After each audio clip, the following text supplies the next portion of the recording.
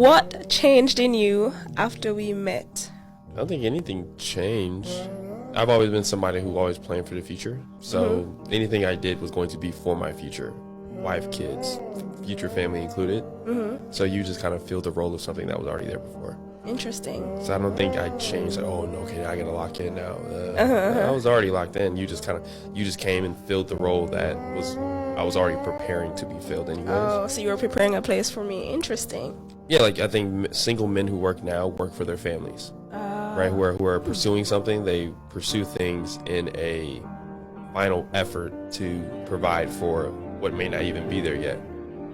That's how men operate, right? Even from little kids, like, yeah, man, I got to do this. I can take care of my family. I think it's a biological thing, but also something that you have to be raised into, making a priority. I don't think anything changed in my focus or things I did. I think I was always going to do them, but you were able to fill the gap pretty early. Okay, thank you. A little bit less romantic than I would have anticipated, but Sorry. okay, thank you. A little bit less romantic than I would have anticipated, but Now, this guy was pretty much being honest.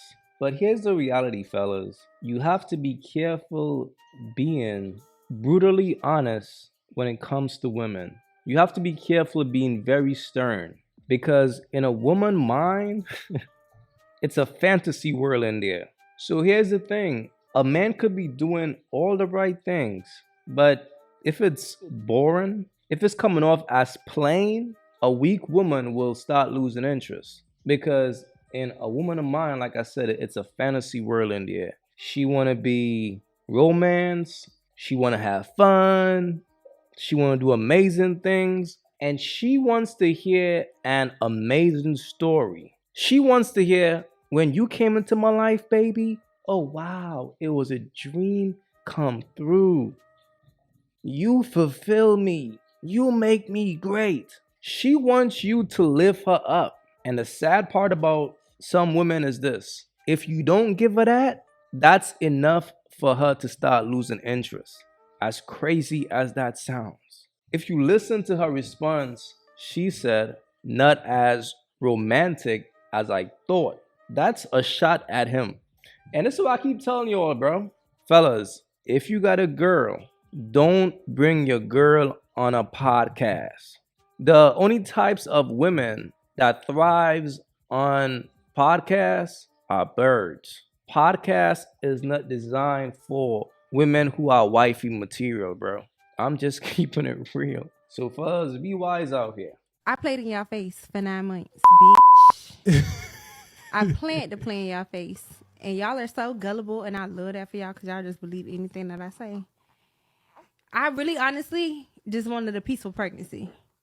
And I knew what came along with the person who my baby daddy is. I knew that shit was just going to come with a lot of trolling on social media. And I knew I wasn't in the right mindset. I really just wanted a peaceful pregnancy, honestly. Right. So, now that Blaze is here, 2 months in, y'all see my baby living good. Y'all see we don't even need no dad. So I'm willing to, let y'all in on the secret. My baby daddy. Oh, Blaze said he don't even want to talk about the nigga. Oh. It's okay. Well, Blaze didn't say that. That's what you said. He cried. I just said my baby daddy talk. Ain't that right? Okay. Anyway, my baby daddy, my real baby daddy, I don't need no fucking DNA test. He don't need no DNA test. His mama, everybody know who the fuck my baby daddy is. My baby daddy is 600 Reezy. 600. If Jesus can't save these hoes, why are you trying? What make you think you greater than Jesus, nigga? Most attractive women are giving advice to average women about entitlement. Now, in honesty, really beautiful young women can afford to be entitled. Life is easy for them. So that entitlement is reserved for the 1% of women. It's reserved for the hyper beautiful, you really look after themselves. The problem is these women are the ones that we see online the most. Now they're saying this is what you get out of life, don't settle for anything less, make sure you don't do 50-50, blah, blah. that only applies to the 1% of women. Majority of women are average. Majority of women don't get that kind of treatment from men. Majority of women can't elicit that out of men. So when you are taking advice, I'm so sorry to break this to you, looks matter. They really standards. So I think the entitlement has to be reserved for the 1% of women, and the average woman, the entitlement won't work for you. Teamwork will work for you. And most people are average. Most women, most men are average. So teamwork works better. So I'm looking for a unicorn is what you're saying. Yeah, exactly. And stop looking for unicorn behavior if you're not a unicorn. And I know I get a lot of stick on this online because they're like, oh, you talk from like, you know, about attractive women. There's just such a big difference in how men respond to them. It's night and day.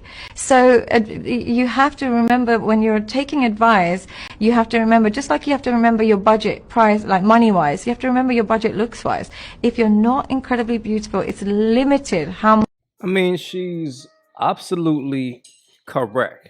And this is the same thing I said yesterday on the previous video I did with the one lady who was looking for a man who is 6'2", that makes $200,000, and she is average. It just doesn't make sense. But here's the reality though. A woman's beauty determines her value. However, you got a bunch of average looking women wanting the treatment of beautiful women, and it just don't work out in their favor. And when it doesn't, they really try to transform into becoming birds. Because when a woman is not that beautiful, she's going to go enhance her body. She's going to put on makeup, fake hair, BBLs, big eyelashes, anything to try to be like the natural, beautiful woman. And in life, you just can't fake it, no matter how hard you try.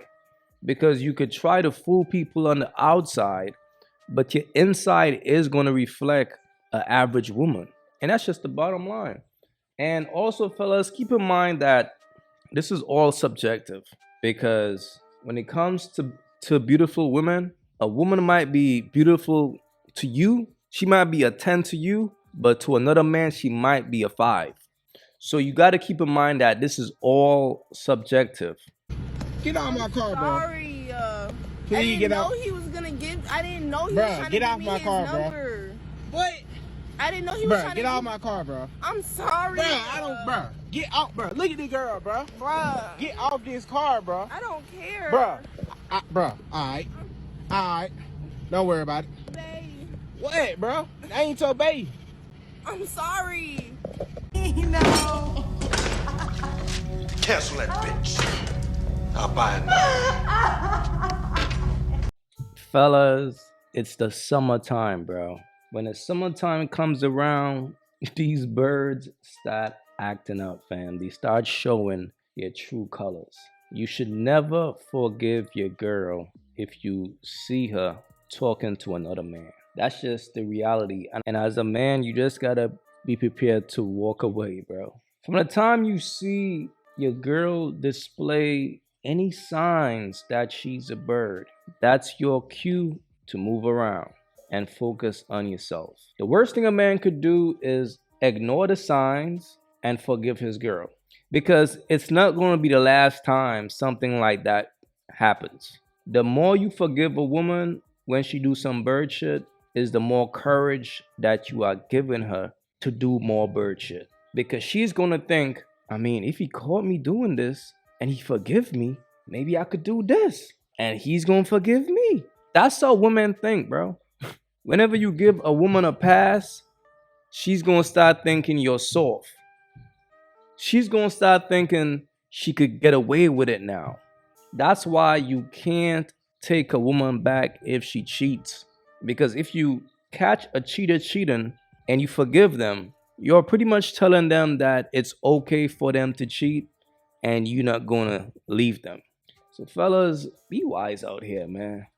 For real. And be careful out here for the summer. But just remember, in the summertime, these birds will act up, bro. Facts.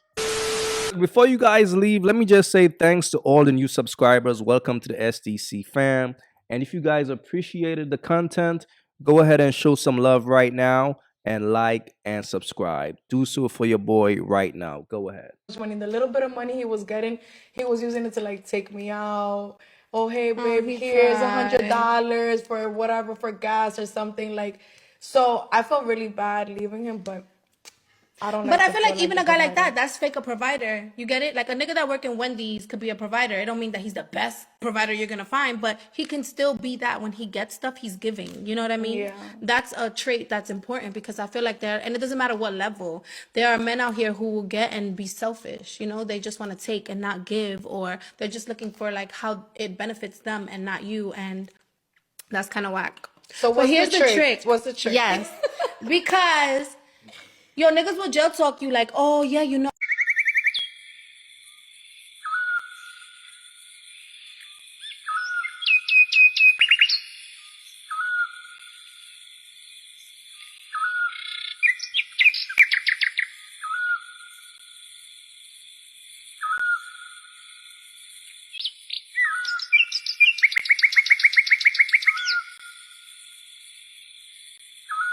If you haven't yet, go get you some of that merch. Y'all already know, don't feed the birds. That's what it is. We don't feed the birds over here. So if you rock with your boy, go get you some of that good merch.